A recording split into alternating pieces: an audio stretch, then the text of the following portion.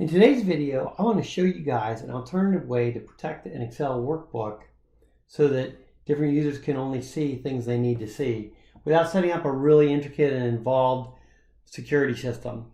Now, as we all know, we can do that. If you go to the File tab and go to Info, you can protect your workbook this way by protecting sheets, workbook structure, or encrypt with a password.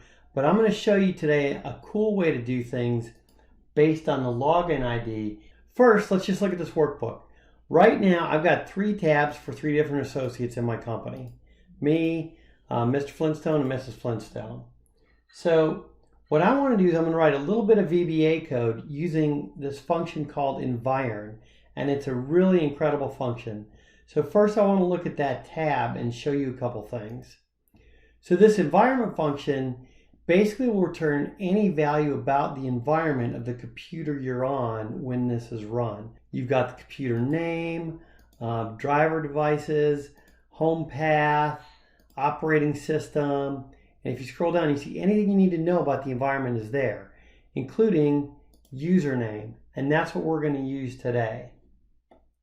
Well, now that we've talked about the environment function, let's bounce over to Visual Basic and see how we're going to use that.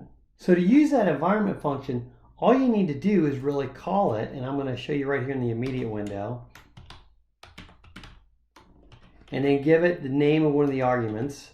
I'm using username today, and that will return my login ID, whatever system I'm on, whatever computer I'm on. So if I'm in a single sign-on environment, if I'm at home, whatever that is, that's my login ID, think.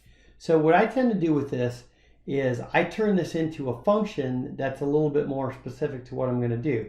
So I just made a function called getUserID, and that is going to return the username from the environment function. Let's see how that works down here. And it returns think. So that's all there is to it, really.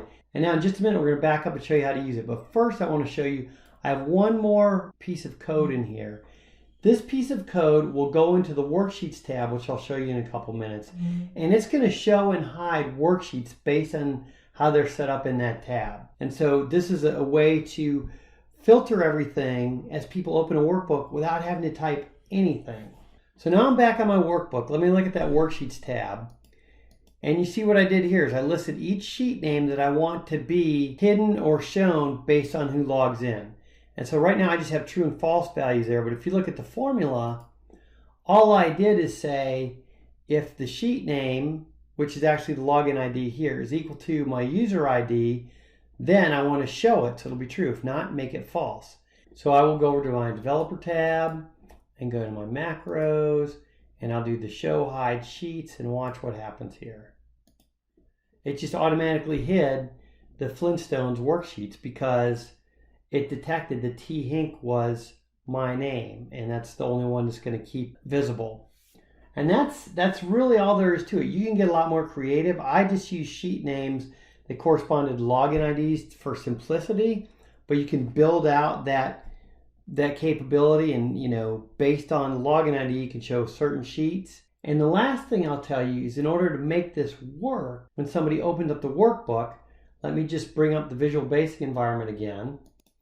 And that routine that shows and hides the sheets is called show hide sheets. All you have to do is take that and go to this workbook object and then put it in the workbook open event.